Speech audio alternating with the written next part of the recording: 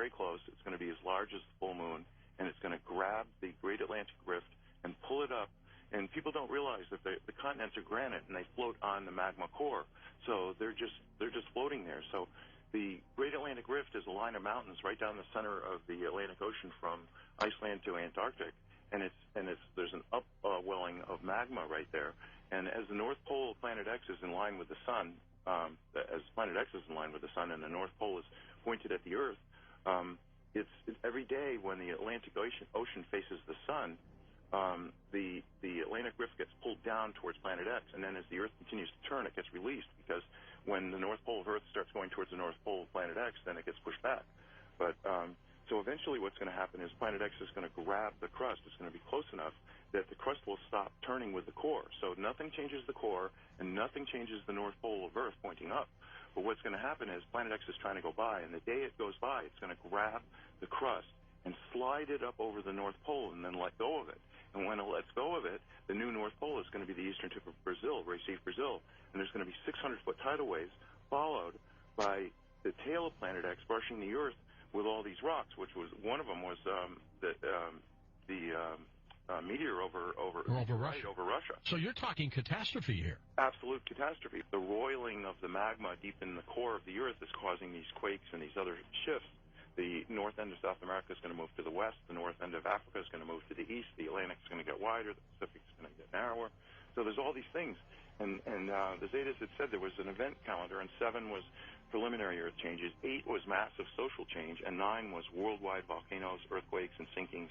So I was out there taking pictures of the full moon, and when I was playing them back on my computer, I realized that in 2 consecutive pictures, I hadn't moved my hands at all. There's a table up on top of the mountain, and there's the full moon. And in the second picture, the moon is moved to the right, not up. Now, if you think about it, everything, the moon, the stars, the sun, all rise in the east, go up to the midheaven, and then set in the west. And here I got 2 pictures of the moon, and between the 2 pictures, the moon moves sideways. How'd that happen? That is one of the most remarkable pictures.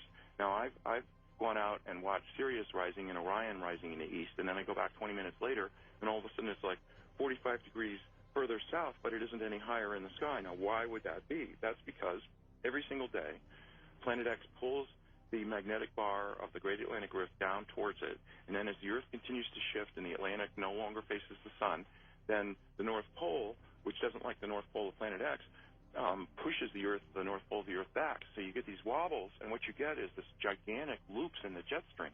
So normally the jet stream moves from west to east, but now if you notice these weather maps, and why wouldn't you with all these big storms? So everybody's more interested in the weather than ever because it's really can be life or death.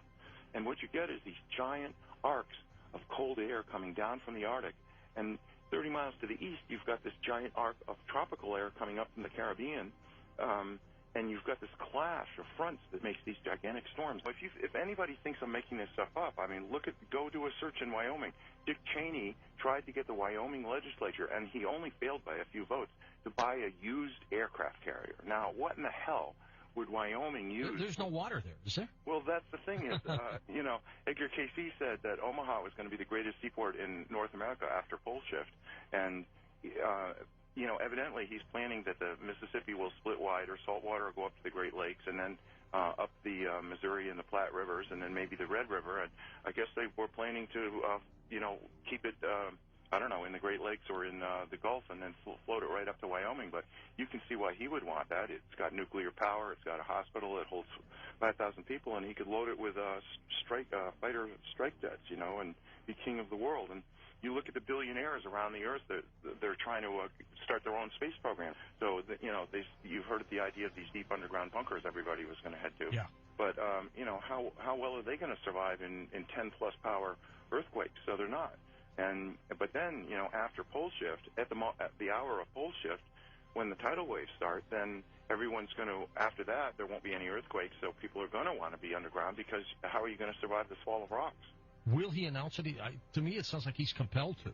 Well, that's my thinking, is because when it finally separates from the sun far enough that you can see it with your naked eye. Now, I've said I've gone out, my wife has gone out, I've got hundreds of pictures of 2 suns in the sky that I took myself. Now, if I can do that, then anyone can do that. And So there it is. There's this bright glowing area. You're not looking at Planet X itself because it's in between the Earth and the Sun. So it's like trying to photograph the new moon. You just can't do it. But it's got a 5 million mile long or 10 million mile long. It's really, it's a long tail, twin-stranded, stretching towards the Earth because of static electricity. So Planet X is not going anywhere. It's sitting there. And the clump of 4 planets, the dark twin, Venus, the Earth, and Planet X, are still rotating around the Sun, but they're not moving in relation to each other. And the tail is stretched towards the Earth, so that rock that came down over Russia and the other ones that were seen over San Francisco and Cuba and Japan are all from the tail of planet rocks, and there's trillions of them.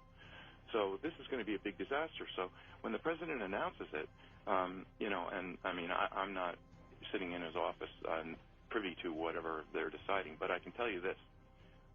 They really don't want people to he's not going to use the word Planet X because that's the term that the Zetas have used and that is on Zeta Talk is Planet X. That's panic time, right? So they don't want people to run to Google, do a search, and go, oh, look, there's a woman in Wisconsin who's been in telepathic contact with extraterrestrials, because that reveals 2 things.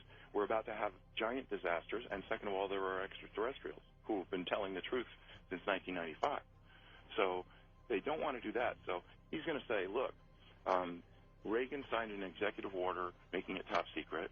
Every president signed on, but I'm such a humanitarian that I'm telling you that there has been a planet between the Earth and the Sun for 9 years, and why not? I mean, if it separates from the Sun where every single person on Earth looks up and goes, oh, my God, what's that?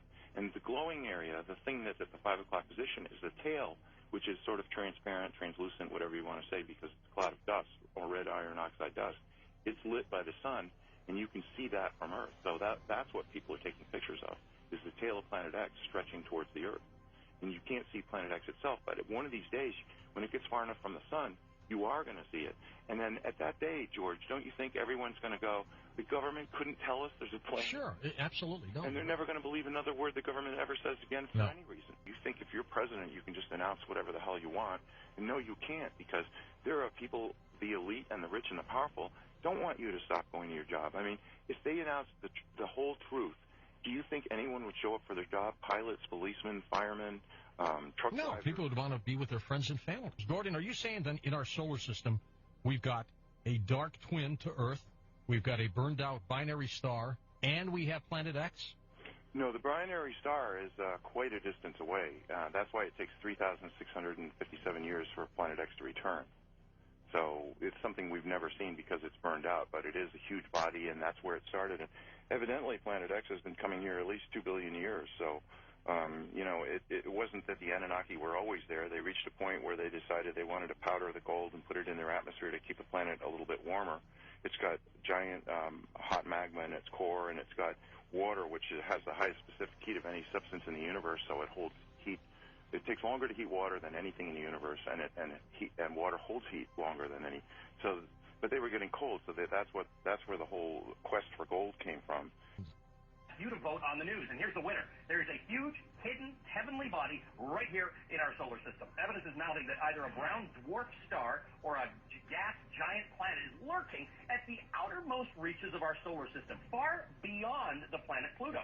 According to the British newspaper The Independent, the object is 4 times the size of Jupiter. Experts say the presence of such a massive object could explain why a barrage of comets has been coming from that direction.